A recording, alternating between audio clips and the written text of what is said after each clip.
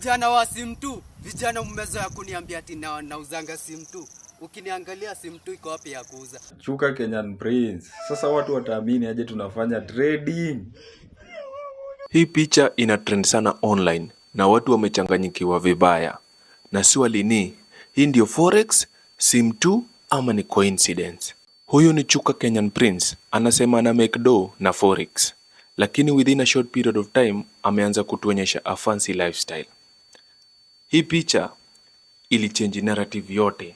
Nataka fala yeyote yenye inajiaminia iko na doku niliko, either inafanya forex ama whatever, sitaki kujua.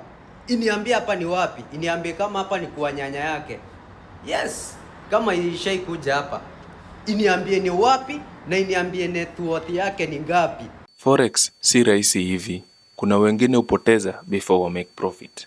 So ukiona mtu ana make big lifestyle, lazima watu waanze kuquestion. Ukiangalia hii picha vizuri, inafanya wasee waanze kuongea pale online with different theories. Kuna kashida kametokea kidogo bro. Nasikia kupupu. Last tukiona uchaji alikuwa ameshikwa waist na umjango wa hivi. Next thing tunaona cheki venye msi anatembea. Lakini hakuna proof clear ni nini inaendelea. Tulia! Na hapo ndipo story inaanza kukua tricky. Juu kwa social media, sio kila kitu unaona ni ukweli.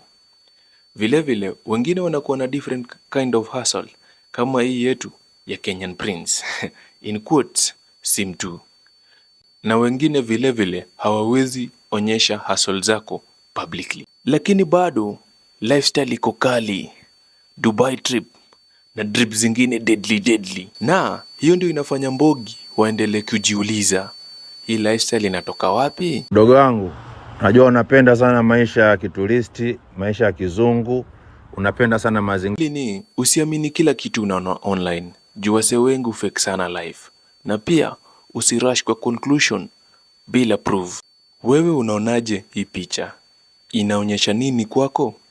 Utuambie kwa comment section below. Comment, like, subscribe and share.